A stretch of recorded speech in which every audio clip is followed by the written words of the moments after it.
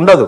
So వాళ్ళు నిష్ణాతులు, రాజ్యాంగ నిష్ణాతులతో చర్చలు చేసి గవర్నర్ గనక రాష్ట్రపతి గనక నిర్ణయం తీసుకుంటే రేపు కోర్టులు కూడా కొట్టేయకూడదు, లేకపోతే ప్రెసిడెంట్ కి విలువేముంటది. కాబట్టి వాళ్ళు ఉన్నటువంటి కాన్స్టిట్యూషనల్ లో ఉన్నటువంటి ప్రొవిజన్ ని నిష్ణాతులతో చర్చించే ముందుకు పోతారు. బీజేపీ అన్నారు ఒకటి మీరు ఆగింది అక్కడ. అవి కాన్స్టిట్యూషనల్ రాజ్యాంగమైన పదవులు, పార్టీలకు అతీతమైన పదవులు. వాటిని కాంగ్రెస్ పార్టీ తన పరిపాలనలో ఉన్నట్టుగా ఆ వ్యవస్థల్ని భావించి వాళ్ళు అట్లా మాట్లాడుతున్నారు. రెండోది నేనేం చెప్తున్నాను, బీజేపీని అడిగారు. ఓకే, బీజేపీ మేము తప్పకుండా చేస్తాం. ఎప్పుడు చేస్తాం? జనగణ సెన్సెస్ ఏదైతే ఉందో కాన్స్టిట్యూషనల్, వీళ్ళు చేసిన సర్వే కాదు, దేశవ్యాప్తంగా సెన్సెస్ ఏదైతే చేయబోతున్నామో అది కాన్స్టిట్యూషనల్ రెమెడీ మాకు బీసీలకి. దాంట్లో జనగణంలో ఓబీసీలు తేలిన తర్వాత గీ సర్పంచులు గివే కాదండి, మేము చట్టసభలలో కూడా రిజర్వేషన్ కోసం ఆలోచనలు చేస్తున్నాం. అల్టిమేట్ గా ఎమ్మెల్యే ఎంపీలు ఇవి కదా పవర్ఫుల్ మంత్రులు కదా, ముఖ్యమంత్రులు కదా, ఇవన్నీ సర్పంచులు కాదు కదా. ఇవాళ సర్పంచ్ రేపు గెలుస్తాడండి, ప్రెసిడెంట్ ఎంతనో ఆ గ్రామానికి సర్పంచ్ అంతా, ఈ దేశానికి అధ్యక్షుడు ఎంతనో ప్రోటోకాల్ ఆ గ్రామంలో సర్పంచ్ అంతా అండి. సీఎం పోయినా గానీ ఫస్ట్ మొదటి పౌరుడు ఆయనకే ఇయ్యాలి విలువ. కానీ ఇప్పుడు ఏమైపోయినాయి, సర్పంచులు ఒక ఎంఆర్ఓ ఫోన్ చేసినా ఫోన్ ఎత్తాడు, ఓ పోలీస్ స్టేషన్ చేసినా ఎత్తాడు, ఓ ఎండిఓ చేసినా ఎత్తాడు. ఎందుకు అంటే ఆయన సర్పంచ్. ఎవరి కింద ఈ అధికారులందరూ? ఎమ్మెల్యే ఫోన్ చేయగానే గ్రామానికి సంబంధించినటువంటి సర్పంచ్కి వచ్చిన నిధులను ఖర్చు చేయాలన్నా ఎమ్మెల్యే చెప్పిన వర్క్సే పెడతారు ఆడ. అంటే మళ్ళా సర్పంచ్ రిమోట్ ఏడుంది, టీవీకి పవర్ ఉన్నా సరిపోదండి, కరెంట్ ఉంటే రిమోట్ ఉండాలి కదా ఏ ఛానల్ అనేది. సో అది సర్పంచ్ దగ్గర ఉండదు, ఎమ్మెల్యేల దగ్గర ఉంటది.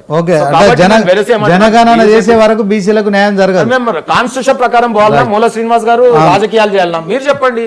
కాన్స్టిట్యూషన్ ప్రకారం నిర్ణయాలు బీసీలకు శిలాశాసనాలు ఉండాలి, కోట్లలో మళ్ళీ వెనకకు పోవద్దు. అదే 12 years ఎందుకు చేయలేకపోయారు సార్? మరి 12 years గా అధికారంలో మీరే ఉన్నారు కదా. 12 years సమస్య కాదుగా సెన్సెస్.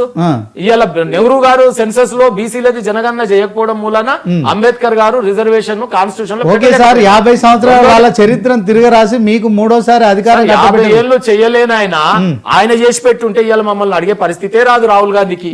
ఇవాళ కాన్స్టిట్యూషన్ బుక్ బట్టి తిరగాల్సిన పరిస్థితే లేదు. ఓబీసీలకు గనక ఆయన ముత్తాత, వాళ్ళ నాయనమ్మ, వాళ్ళ నాయన, వాళ్ళ అమ్మ అంటే బీజేపీ కేంద్రంలో అధికారంలో ఉంటే మీరు చాలా చేశారు. 12 years లో ఇప్పుడే జరుగుతుంది, చాలా చేశారు. ఈ అంశం ఆర్టికల్ 370 లాగా చేస్తామండి మేము. ఆర్టికల్ 370 సొల్యూషన్ నేను ఏమంటున్నా అంటే మళ్ళీ బీసీలకు కోట్ల చుట్టూ తిరగాల్సిన పరిస్థితి, చెప్పులరిగే పరిస్థితి, ఈ పోరాటాలు చేసే పరిస్థితి, అడక్క తినే పరిస్థితి, మేము సంఘాలుగా ఇంత ఇబ్బంది పడడము. ఈ అన్నగారికి బాగా తెలుసుగా ఎన్ని సంఘాలు ఎన్ని మీటింగ్లు చేస్తున్నాం. ఈ రకమైన కులాలకు పంచాయతీ కూడా ఏర్పడుతుంది. ఈ మధ్య కాలంలో బీసీలలోనే పంచాయతీలు అన్ని లేకుండా తేనె తుట్టెలా కాకుండా ఒక మంచి స్వీట్ హాని ఏది తేనె మీకు రెడీమేడ్ ది ఇస్తాం తప్ప ఇట్లా ఉండదండి వీళ్ళలాగా. మేము ఇక తేనె తుట్ట దులిపినాం, ఆ కందిరీగలు మమ్మల్ని కలుస్తుంటాయి, వీళ్ళు తేనె తయారు చేస్తాం, రేపు నీకు పోస్తాం అన్నట్టుగా. ఒక్క నిమిషం శ్రీనివాస్ గారు. సో మన్నం కోటేశ్వరరావు గారు,